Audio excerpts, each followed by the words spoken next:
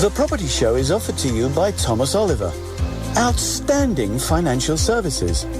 No confusions, just solutions.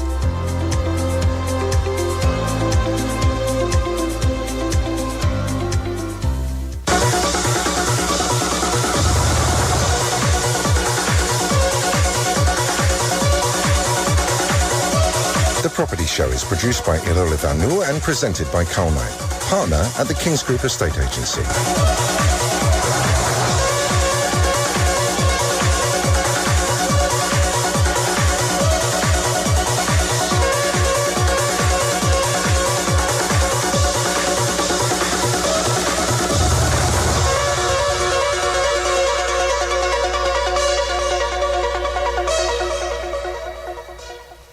Good evening and welcome to everybody out there. I'm sure you're all enjoying having a night off from the football fever that we've had over the last couple of weeks.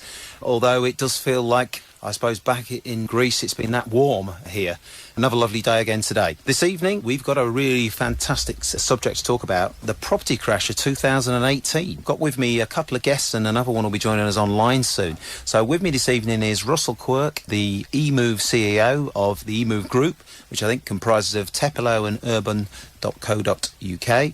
And another part of Russell's armoury is a media property commentator. Lovely to have you with us, Russell. Thank you. Good evening. Stephen Celimon is with us no less as well. Stephen's professional estate agency, big-time game fisherman as well, Steve. Is that correct? Well, that was a long time ago, but yeah, I do enjoy a bit of big game fishing. Father of three and all-round good guy, yeah? That's the one. Yeah. Thank you guys for being with us this evening. Joining us in a little while will be Henry Pryor, objective housing data and market comment and the BBC's favourite property expert. He describes himself from his Twitter account. And we're looking forward to having Henry with us. I think he's got a very much a perspective of where we are with this property crash in 2018. During the course of the evening, it'd be great if you've got any calls that you'd like to come in and put into the station. The number here is 0208 346 3345, or you can text us on 0737 6611033, or email us live at lgr.co.uk. Please put any of those questions to us. The guests are more than happy to try and help you in any shape or form. So this evening we're going to look at, are we in a property crash? Some people say we're in a full property crash 2018. Is it really a crash? What are the differences between where we find ourselves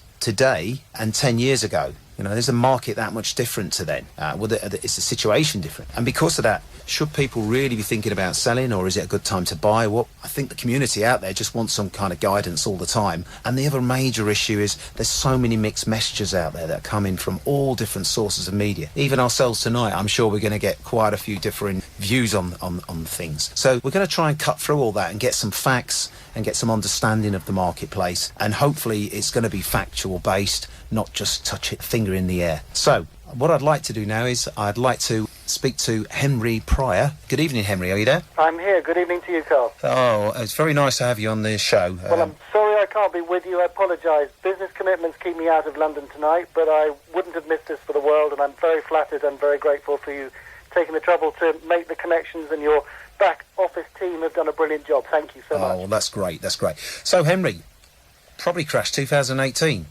Are we really in a property crash? No, I think we're probably overstating it. It's done as always, and as you quite rightly summarised in your introduction, the headlines, I'm afraid, don't always tell us the whole story. And as you rightly say again, perhaps this evening we're going to deal a little more in the facts rather than in the fiction of what's going on, not just in the capital's housing market, but in the UK housing market in general. It's important to remember, Carl, as you and Russell know only too well, that the vast majority of what we read and see and hear is put out by people who are selling something. And they're either selling houses, selling mortgages, selling financial services, and understandably their glass is always half full. Nobody, Carl, none of us would instruct a depressed estate agent. No one would want to borrow money from a mortgage broker or a lender who, as you're signing the forms, winks at you and says, blimey, mate, that's brave.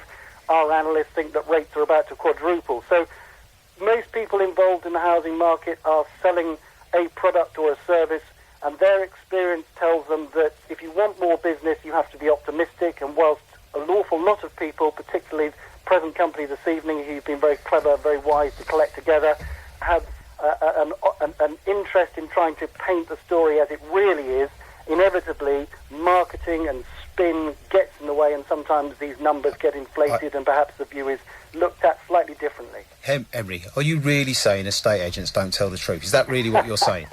Breaking news on LGR, I'm afraid sometimes you need more than just a phrase book to be able to translate estate agents. The language is complicated. Russell is going to tell us, I'm sure, in due course, some of how those on the sales side view life. It's important that listeners bear in mind that Russell and I sit on opposite sides of the same coin.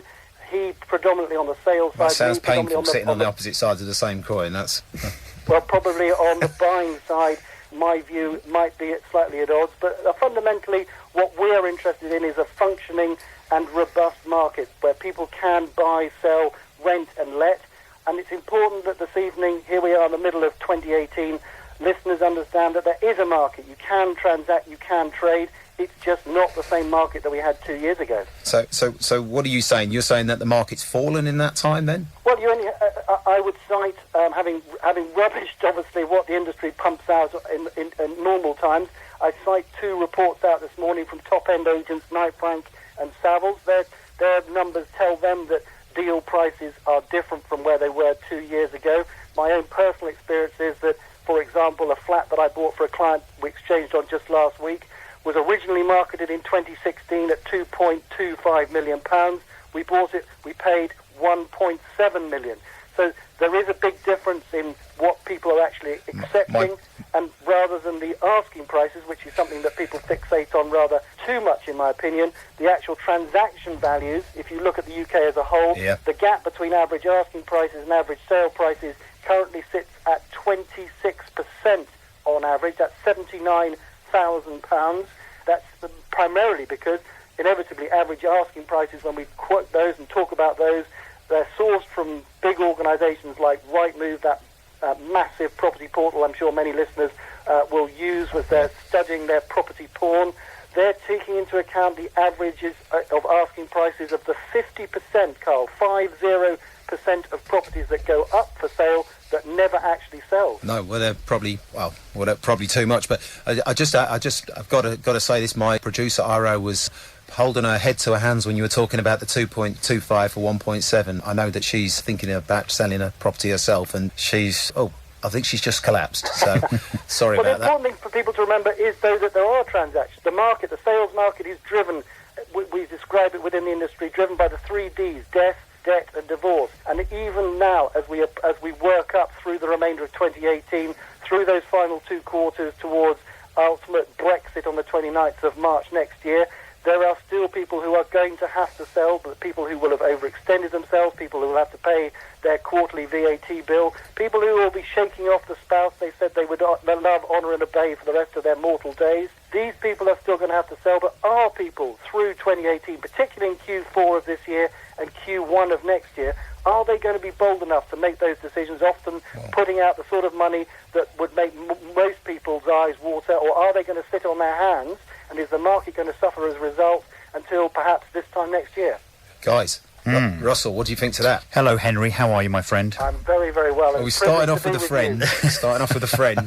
Henry and I have I hope this is mutual, a huge respect for each other, but a bit of a history, don't we, Henry? So look, the beginning part of Henry's kind of diatribe there was absolutely spot on in terms of that there is a huge exaggeration in the media insofar as what's happening in the property market. Mm-hmm. But I think that what Henry's kind of then wandered off into, with the greatest respect, is the top end of the UK property market. Now, most people listening, and particularly if we were listening across the UK, we would not be talking about selling properties at £2.2 million. We're not talking about Hammersmith, we're not talking about Knightsbridge, Marylebone, Fitzrovia and so on. That is but 1 or 2% of the UK property market. So the majority of people sell a house at under £300,000. That is still what the UK price average is. And actually, when you look at the broad market, so we're looking at all properties being sold, top, middle and bottom of the market, across geographies and so on, house prices are up. Now, whichever index you choose to look at, whether it be Nationwide, Halifax, ONS, barring Rightmove, which of course is asking prices only, which is completely misleading. But insofar as what properties are selling for versus last year and the year before, despite Brexit, despite snap general elections and so on, the UK is enjoying higher house prices. Now, they are not as high in terms of their rate of appreciation now than they were a year or 2 years ago. Transactions have dropped very, very slightly, but not by very much across the UK, some 5%. So I don't think we can characterise the property market as having crashed. If house prices are higher and transaction levels are broadly similar to what they have been for the last 2, 3, 4, 5 years. The top end of the market, which almost nobody is in, yes, there are issues there. But again, what we talked about just now, what Henry's characterised, are the differences, and actually we did earlier off air, the difference between what someone wants for their home in terms of asking price and what they achieve. Now, they are always miles apart. If you look at the average Rightmove asking price, it's about 25% higher than the average price that a property is sold for. Why is that, though, Russell? Seller, let me be kind, seller aspiration. Seller aspiration. Henry might say greed, I'd say aspiration. Stephen? Well, what's your thoughts in the local? I mean, you operate quite over the East London area, Chingford, that sort of area. Well, this is my view. I'm in the offices daily, and this is a property show where buyers and sellers are listening, and this is the way I look at it. 2017, 16, 15, you go and do a valuation of the property, you take the property on, you tell the vendor we're going to have one open day. In that open day, we should get 3 or 4 offers. We'll pick the highest offer. There might be a bidding war. We'll get the price agreed, and we'll get the property through. So what's changed then since in the last year? What's changed is a bit of normality. So if I told a vendor... So was that abnormal then? Is that what you were saying? Of course it was. Oh, right. Of course it was. So as far as I'm concerned, if you told any vendor and purchaser, look, is it best that you sell your property within hours and days, or you sell your property within weeks, a few weeks, then people can absorb what they're looking at, what they're buying, they can make sensible decisions. Depends surely, though, that what the seller's situation is. Exactly, if they need but to sell. I mean, there's more people... problem. There's more vendors who are moving on than vendors are selling full stop and not buying on. So I'm looking at the normal property market, the normal property transaction, and what we have at the moment is a little bit of stability. We haven't got the mad rush of people making above asking price offers. Henry, would you call that stability? Is he there still, Henry? I'm here, sorry. Yeah, sorry, Henry. I was just saying, would you say with the market, we've got stability in the market? Stephen's saying we've got stability in the market. You gentlemen will all know me well, my reputation. I'm not contentious, I'm not somebody to disagree just for the hell of it. But, No. But I have to say, from possibly the top of my ivory tower, Russell, perhaps you've got a point, but looking at the London market It's a long way whole, down, is it? Looking at the London market as a whole, I see a huge amount of uncertainty. I see people unsure as to which way to jump, and inevitably people, as a result, are jumping the wrong way. And I take issue with this idea we've got casual, we've got lazy, and we're misrepresenting and misleading the public by talking about the fact that agents go out on valuations. If you go out on a valuation, I expect to pay for it, and I expect to be able to hold you to account if you give me one. However, most agents go out and give a market appraisal. They give an idea of what perhaps the vendor or the potential vendor could expect to get for his property, but usually, I'm afraid, it's a bait in order to put something on the hook to get a piece of business, and far too many agents still get business by giving over-optimistic prices, and as a result, one of the reasons that we see this huge disparity between asking prices and sale prices is over-enthusiasm from some agents to get the business in the first place. Well, I think that's a fair point. Is it, Russell, or not? Yeah, no, it absolutely is. I mean, and actually, it's often the hybrid online fraternity that I see criticised for doing this on the basis of taking property on the market. Quite unreasonably. Yeah, I believe so. I mean, look, I've been a high street estate agent longer than I've been a so-called online hybrid estate agent, and I've come up against, let's not mention names, but let's say the big corporates that have got these huge driven targets whereby managers and listers, have to list no matter what. These would be the ones you're trying to buy at the moment, is that right? It has been alleged. Ouch! It has been alleged.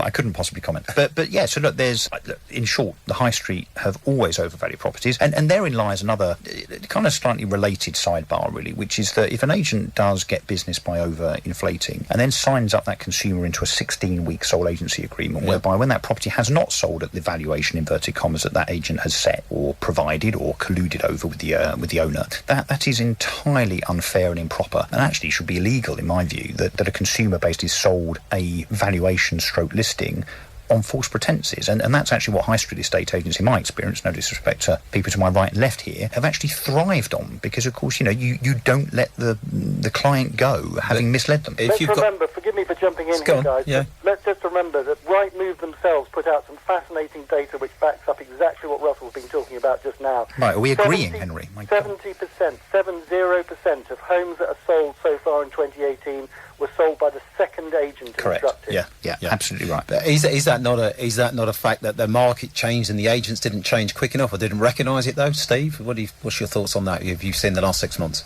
Well, the fact of the matter is that properties are taking a little bit longer to sell, and it's managing the vendors' expectations. They were used to, and on top of the media saying you'll sell your property overnight, very, very quickly, within days, hours, weeks, and now it's taking a bit longer.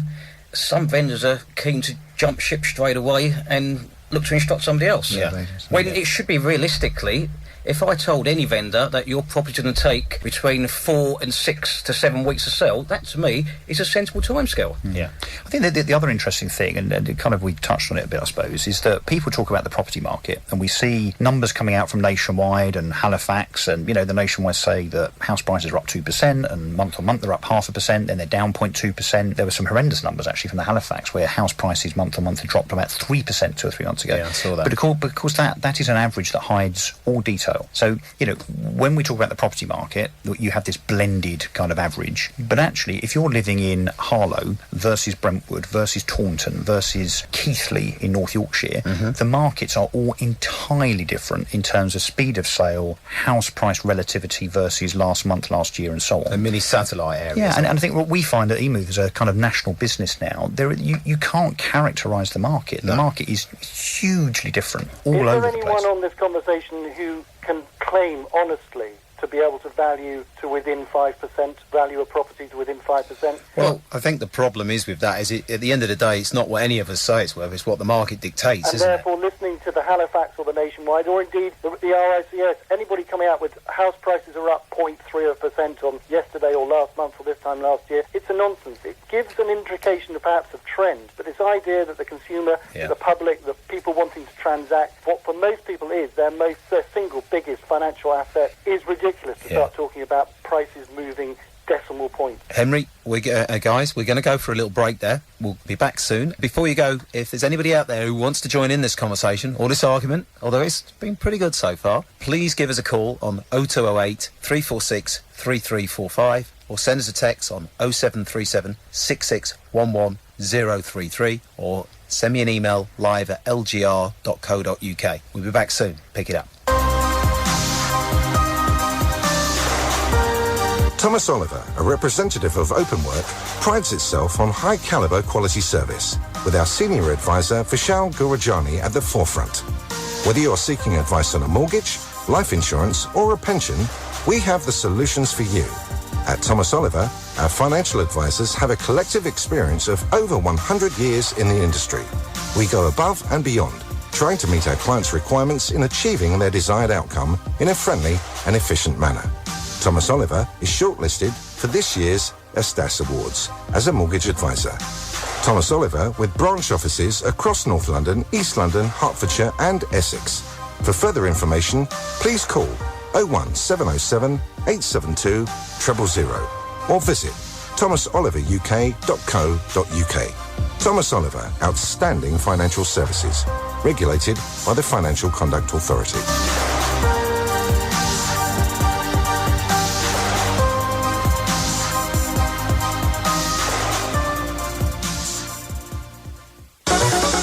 You are listening to The Property Show, produced by Iro Levanu and presented by Karl Knipe, partner at the Kings Group Estate Agency.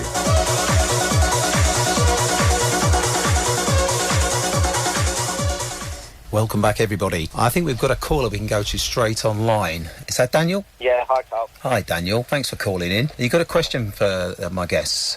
Yeah, I was just picking up on Russell's comment. It was quite interesting about, obviously, if we're looking at the average buyer, spending somewhere around £300 on a property. Yeah. They're probably going to start thinking about researching or getting ready to sell their property by looking at the online portals, like Rightmove and Zoopla. And is it a fact that if they are and they're getting their information from them, it's a bit of a distorted start to their journey. They're basing it a little bit on quicksand, and it's causing a lot of friction, I would imagine, when the estate agents are coming around and valuing the property. It's kind of like getting a black cab somewhere and after telling the cab driver where to go, rather than to listening to them. So my question is to the panel, is do they feel that relationships with estate agents are now more important as we move service, and local knowledge, history of the areas, history of selling property is becoming more and more important? So are you saying, is a good estate agent, because I think that's the point, isn't it, is a good estate agent worth more now than they were previously? Russell, do you want to I mean, I think what we had with a lot of the online portals come on, there was a low barrier to entry to call yourself an estate agent, and that maybe has distorted the market slightly, picking up on what Henry said about, sort of people needed to value up and needed to sign an overvaluation. I think there's a lot of good agents out there that are probably finding it hard now when they're turning up to actually assess someone's property on what it's worth, because the seller's already armed with all this data that they've collected off of portals, but the data isn't 100% correct. That would make sense why the second agent coming in is selling it, because they're not going to believe they was wrong in the first place, so they're going to go with the second agent. And I'm guessing the second agent may be door knocking or something. So I think now would the panel agree that relationships are more important than they were before? Cameron, Russell, Daniel, you sound like an agent. Yeah. I thought you might be. Yeah. So look, I think there's, as you well know, there is definitely an issue in terms of the consumer self-serving, and they will choose to look at Rightmove and Zoopla, and that kind of sets the bar. I think that in terms of is it a data problem? It's only a data problem if the consumer's looking at the wrong data. And you can't blame the consumer for looking at aspirational prices, looking at for sale prices. And look, as we all know, anyone that's valued a home will know that the owner often says, well, you say 200, the one up the road is on the market for 225. Then obviously you have to spend 10 minutes educating them as to why it's been on the market 7 months, had no viewings and so on. But in terms of self-serving, of course, look, the internet, open source data and so on has allowed the consumer to look deeper. And, the data that's out there now through whether it be Office of National Statistics, Nationwide, Halifax and so on, which obviously reflects sold prices, albeit there's a skew to some of those. So the Halifax is more northern based, the Nationwide is more southern based geographically. There is data there, but I think to the point that I guess what you're alluding to, I think, is that the online portals. I'm not sure whether you mean online agents like Emoov and Purple Bricks, or whether you mean Rightmove or Zoopla, are kind of have more expensive homes, and that's kind of sets the bar. I mean, the majority of properties that are on the market in the UK, 93% of all inventory has been listed by high street estate agents. So if those homes are too expensive, then I would argue very strongly that it's the 93% of high street agents that are the cause of that. I think correct me if I'm wrong there, Daniel, but I think you were meaning online portals, the Rightmoves, the Zooplas, as opposed to the companies concerned, weren't they? The online portals that are making it with the valuations that they're giving out. Yeah. I'm putting a barrier up straight away with the agent. The core of my point was, especially when we spoke about the second agent that sells the property. Yeah. I'd imagine that second agent's probably got more touch points with that vendor, because there hasn't been a problem of overvaluing. They don't want to talk to them because they haven't sold it in a month. It's probably a case that at that point the vendors, the reality of the situation start, and the information that they've been given over a period of time is starting to obviously hit home. Yeah. Would that be right, Steve? Yeah, I mean, quite often or not, when we value properties, we give them the information we feel it's worth. And do you spend enough time?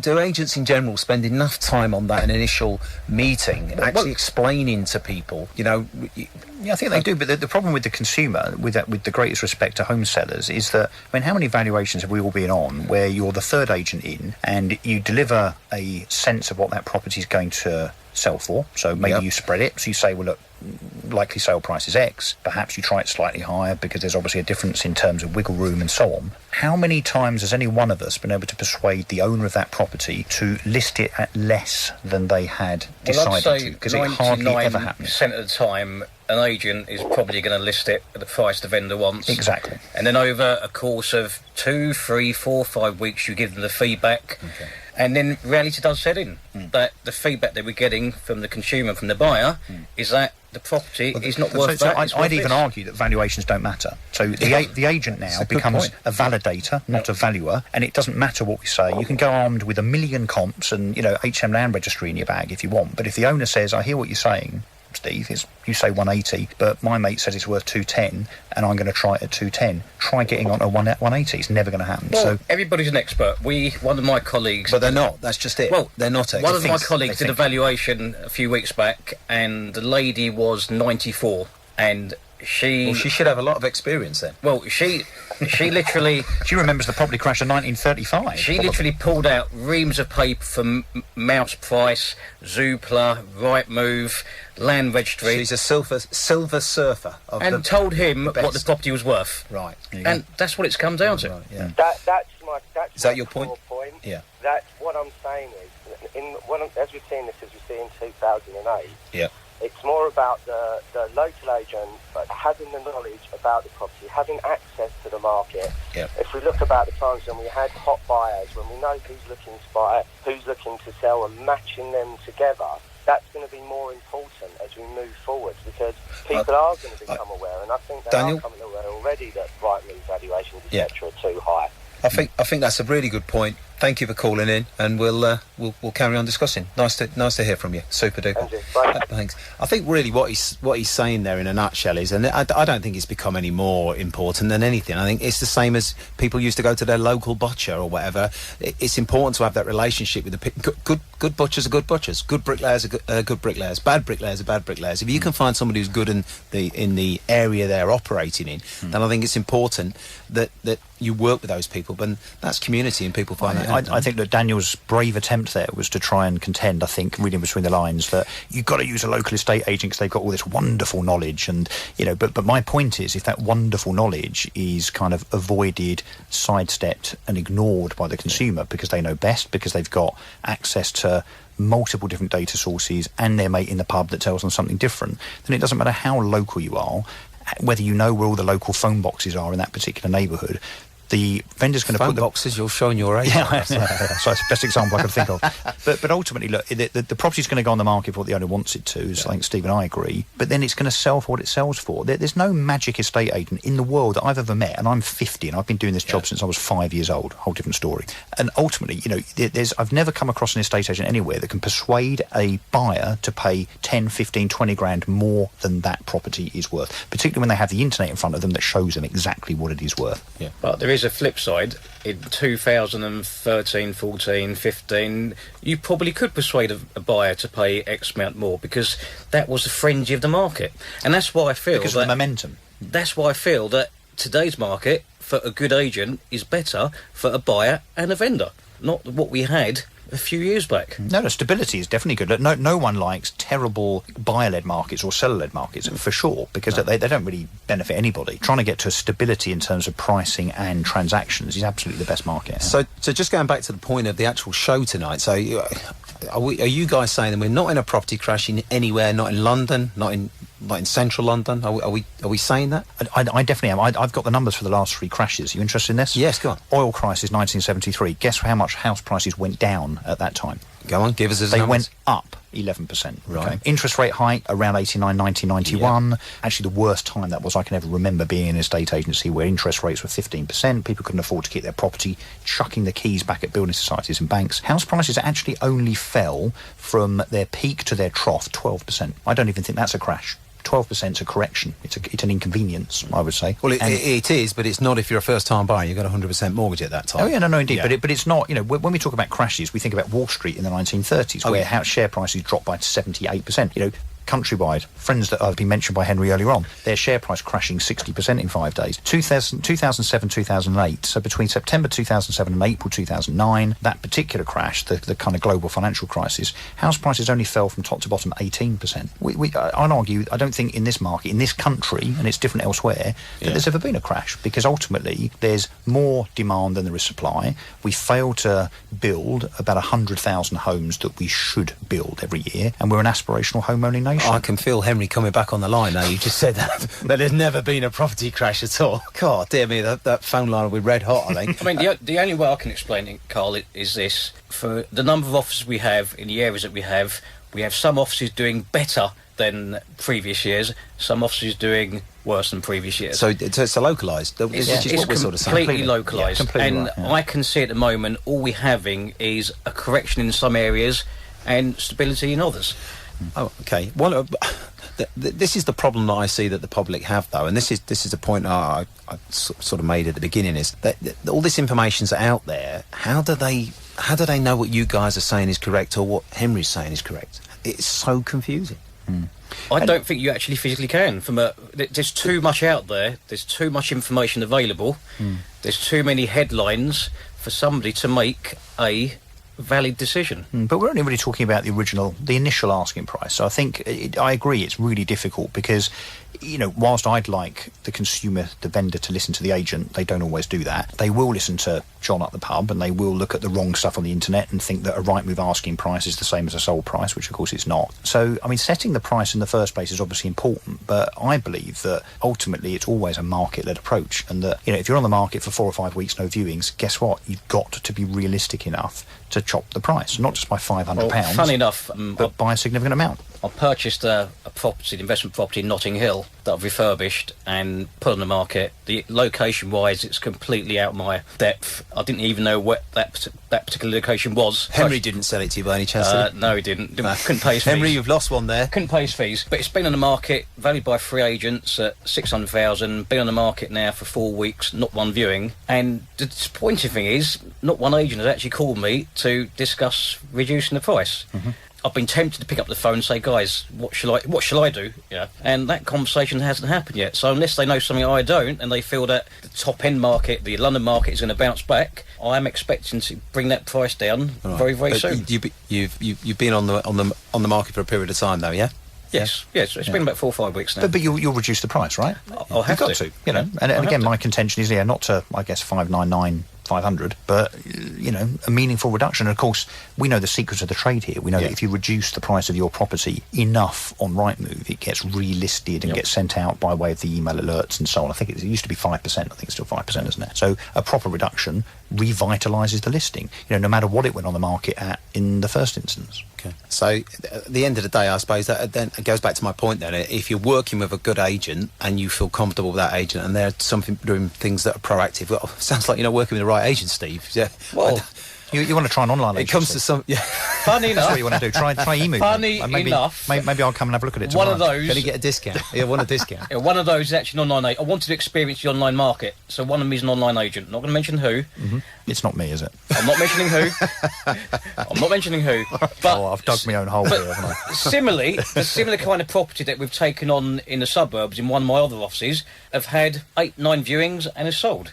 So, to me, it's completely localised. It is macro. It really is. But I think the point we're making is that the owner has a part to play here. Yeah. They definitely have a part to play in an exaggerated asking price. Then they have to listen. And when I used it's to a partnership, isn't it? Yeah, and when I used to go out valuing properties, I'd always say, look, okay, if we're at odds in terms of I think it's X, you think it's Y, at least when we have a conversation in 2, 3 or 4 weeks' time, what we call the vendor check, and so on, that we're realistic enough that if you haven't had a viewing, it's not because you've only been seen 3 million times on Rightmove and 4 million times on Zoopla rather than more than that. We have to allow reality to prevail, which is, look, you've got to reduce the price. But unfortunately, you have those calls with vendors 2, 3, 4 weeks later, and they don't always want to reduce, particularly if another agent has come round and actually put it in their head that the house is worth it. And if the chap that rang just now, Daniel, talked about door knocking. The other kind of scourge of the estate agency industry, of course, is when you do get a house on the market, a new agent comes along, knocks on the door and says, I know you've been on the market for 9 weeks at 600 grand, had no viewings, but I still think the price is fine. I'll take it. And of course, he's lying.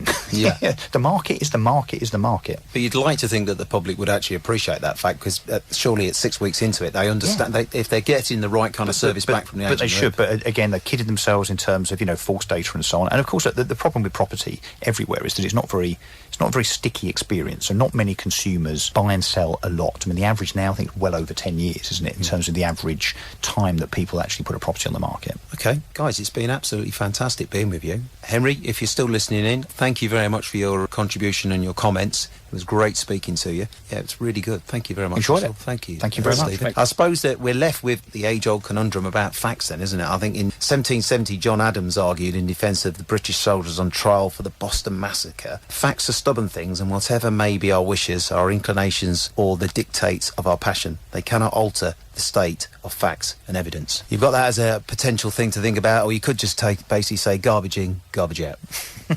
I'll let you, the listeners, decide. You've been a beautiful audience. You've been a beautiful set of guests. Thank you very much. See you next time.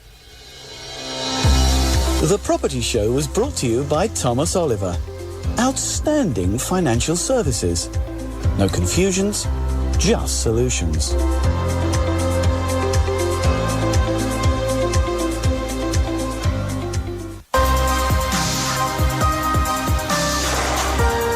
Thomas Oliver, a representative of Openwork, prides itself on high-caliber quality service, with our senior advisor Vishal Gurajani at the forefront.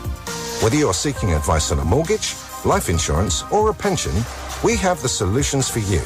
At Thomas Oliver, our financial advisors have a collective experience of over 100 years in the industry. We go above and beyond, trying to meet our clients' requirements in achieving their desired outcome in a friendly and efficient manner. Thomas Oliver is shortlisted for this year's Estas Awards as a mortgage advisor. Thomas Oliver with branch offices across North London, East London, Hertfordshire and Essex. For further information, please call 01707 872 000 or visit thomasoliveruk.co.uk. Thomas Oliver, outstanding financial services. Regulated by the Financial Conduct Authority.